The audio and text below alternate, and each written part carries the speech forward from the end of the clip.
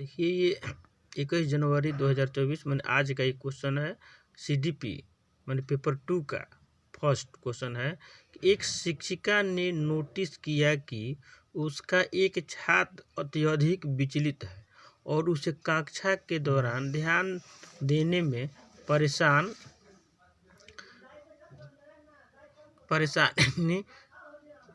होता है। तो निम्नलिखित कौन सी रणनीति छात्रों को केंद्रित करने में मदद करने के लिए प्रभावी रणनीतिक होगी? इसका आंसर क्या होगा? स्व नियमन और समय प्रबंधन के लिए छात्र को टाइमर दें। इसका आंसर क्या हो जाएगा? ये हो जाएगा। जीन पियाजे का मानना था कि ज्ञान अंतःक्रियाओं के माध्यम से प्राप्त करने के बजाय जन्मजात और दिया होता है। इसका आंसर ये हो जाएगा। 3 नंबर, जीन पियाजे के अनुसार चिन्हों के लिए चिन्हों का प्रयोग करने की क्षमता, जैसे कि अक्षर X को अज्ञात अंक के लिए मानते हैं। तो इसका आंसर क्या हो जाएगा? औपचारिक संक्रियात्मक अवस्था, संरक्षण और क्रमबद्धता। 4 नंबर, वास्तविक जीवन के समस्याओं और मूर्त अनुभवों से सीखने में से बच्चों की अधिगम और जानकारी प्राप्त करने के लिए कई रास्ते निभाते हैं। तो कारण विकास अपेक्षाकृत व्यवस्थित और अनुक्रमिक है। इसका आंसर क्या हो जाएगा? ए और आर दोनों सही है, लेकिन ए को आर सही व्याख्या नहीं करता है। निम्नलिखित में कौन प्रगतिशील कक्षा में शिक्षक की भूमिका सबसे अच्छा वर्णन करता है? इसका आंसर हो जाएगा शिक्षक बच्चों को प्रयोग करने के लिए विविध सामग्री प्रदान करता है और आवश्यकता पड़ने पर अवलंबन प्रदान करता है। इसका आंसर ये हो जाएगा। निम्नलिखित में कौन सा समीकरण की प्रक्रिया की विशेषता है? तो क्या होगा? BCD एक जटिल प्रक्रिया है, एक बहुआयामी प्रक्रिया है, या विभिन्न संस्कृतियों को विशिष्ट रूप से होती है। निम्नलिखित में कौन एक समावेशी कक्षा का उदाहरण नहीं है? तो इसका आंसर है विविध दृष्टिकोणों का समावेश। 8 नंबर क्वेश्चन है, वह कोई उद्देश्यात्मक निश्चित क्षण नहीं होता जब कोई बच्चा मध्य बाल्यावस्था या किशोरावस्था में प्रवेश करता है। इसका आंसर हो जाएगा ए और आर दोनों सही है और ए की आर सही व्याख्या करता है। कोहलवर के नैतिक विकास की किस अवस्था में बच्चों को तर्क कानून का नैतिकता इर्द गिर्द घूमता रहता है? तो पारंपरिक नैतिकता में। वाइगोस्की के अनुसार संज्ञानात्मक विकास को सुगम बनाने में शिक्षक क्या भूमिका निभाता है? तो अवलंबन के माध्यम से छात्रों को सीखने का मार्गदर्शन और समर्थन करता है। नंबर, शिक्षक को निरंतर अपने स्वयं को रूढ़िवादिता और पूर्वाग्रहों पर चिंतन करना चाहिए। कारण संस्कृति रूप से उत्तरदायी शिक्षा का अर्थ है कि शिक्षक चिंतनशील होते हैं। तो ए और दोनों सही है और ए आर की सही व्याख्या करता है। किशोर अवस्था के बारे में लिखित कौन सा कथन सही नहीं है? इसके अनुसार विभिन्न संस्कृति के बच्चे एक समान तरीके से किशोर अवस्था में प्रवेश करते हैं और इन्हें अनुभव करते हैं। कोहलबर्ग के नैतिक विकास के सिद्धांत को कैरोलिन गिलिगन की आलोचना का केंद्रित तर्क था देखभाल की नैतिकता और नारीवादी दृष्टिकोण।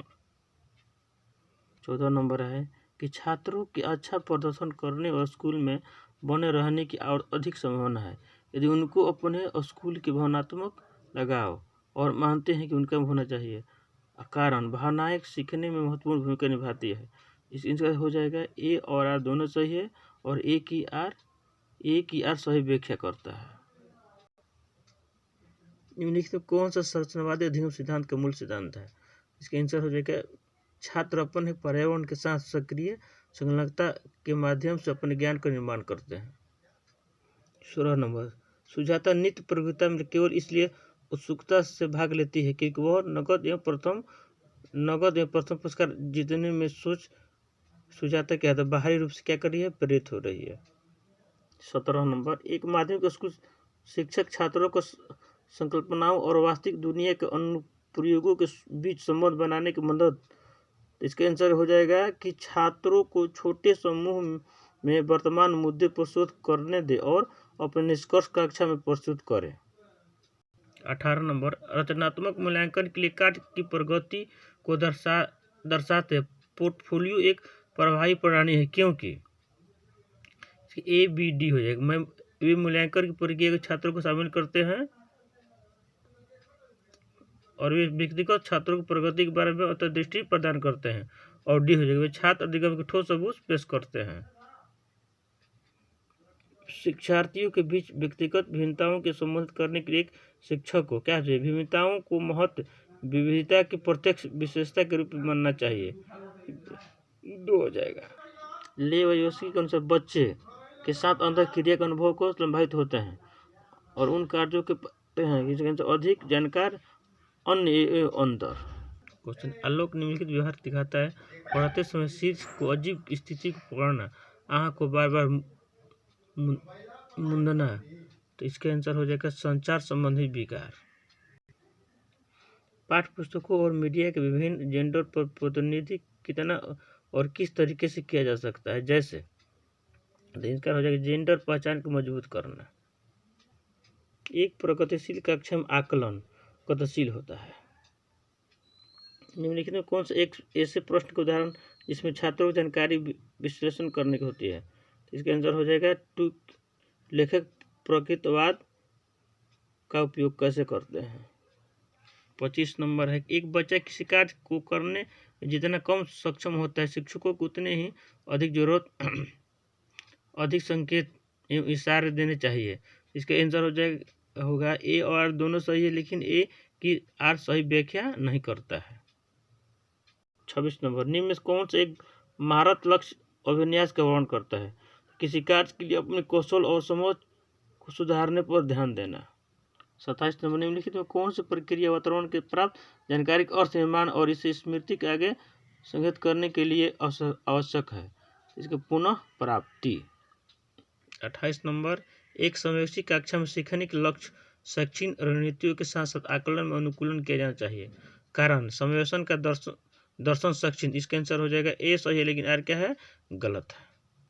29 नंबर, अपठन विकल्प, इसका आंसर होगा ए हो जाएगा।